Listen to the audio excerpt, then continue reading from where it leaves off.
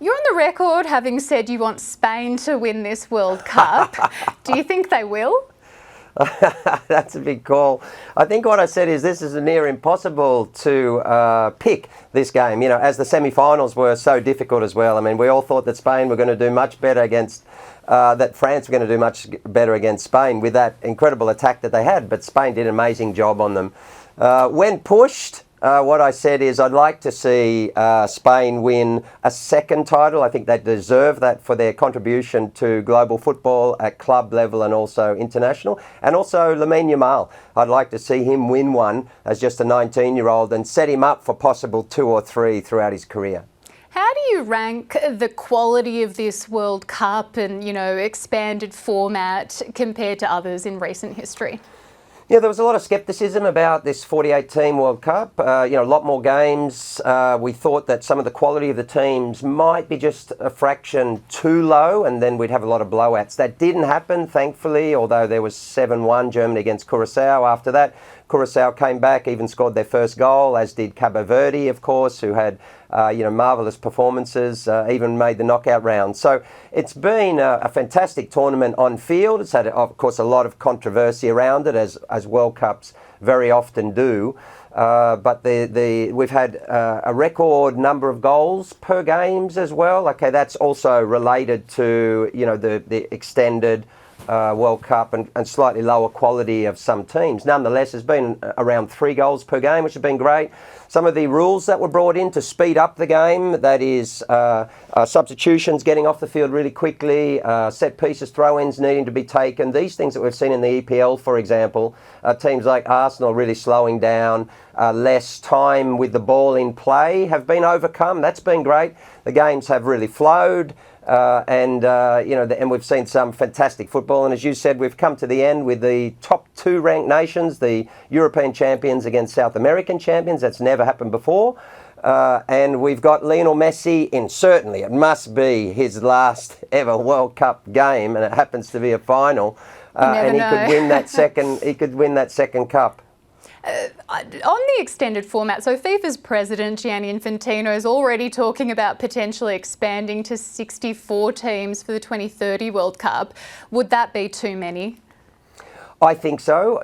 Whilst I was sceptical, I was broadly supportive of this expansion because as Australian fans, we know that the World Cup went from 24 to 32 and that increased the number of places in Asia, and that gave us the opportunity to be in 2006. And we've seen not just the impact on Australian football, but actually I would say the impact on Australian society and culture through 6 consecutive male World Cups and, of course, also the female World Cups with Matildas. So I wanted other countries to have that same feeling, and we saw that with Cabo Verde and Curacao, and others, even Jordan and Uzbekistan, in their first World Cups. However, there is a balance to be struck, and there's a political fight between UEFA and the clubs, the professional clubs, in Europe particularly, and Infantino and FIFA. So the Club World Cup, that has already been expanded by FIFA. Now you've got greater expansion here, and we've got to the point where professional players at the very top level, they're already playing too many games. The research says that they just cannot play any more games because the game is so fast now. It is so intense. The physical demands every 3 days are so high.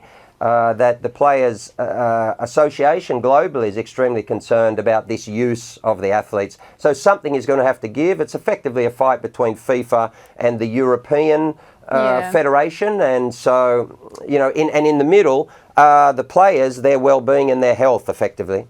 So, look, undeniably, the World Cup has been a big success, but there's been some controversies too. The ticket prices were astronomical. There was the intervention from Donald Trump to get a red card against one of the US players overturned. Did that take some of the shine off the tournament, do you think?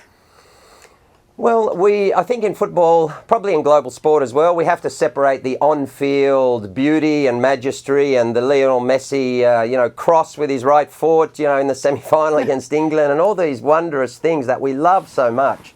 Let's not play down the fact that, there's billions of humans who've come to what is this incredible global party. It's an amazing tournament.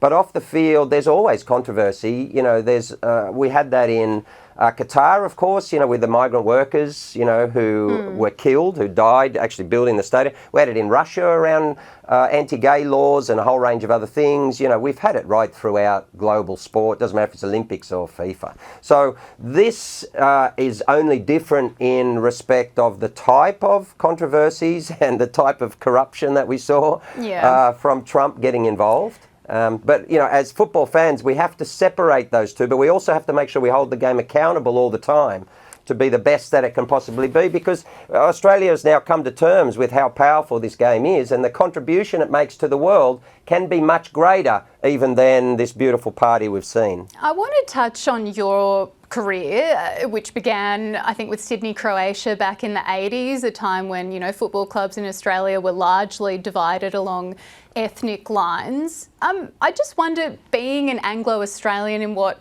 was and, perhaps still is a game mostly dominated by migrants, what insights did your formative footballing years give you into multicultural Australia? Well, it's been a gift to my life, because from the kind of mid-teens, I walked into the first ever Australian under-16 males or boys team. We went and played in the World Cup in China, and I found a group of teammates and lifelong friends who were from all cultural backgrounds that I knew nothing about, frankly, stepping out of Lismore at that time.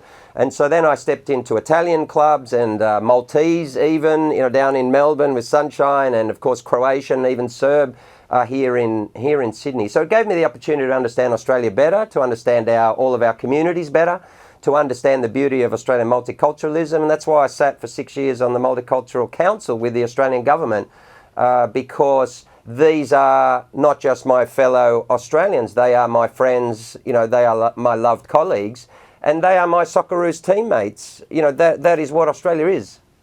Craig Foster, thank you very much for your time. Okay, pleasure.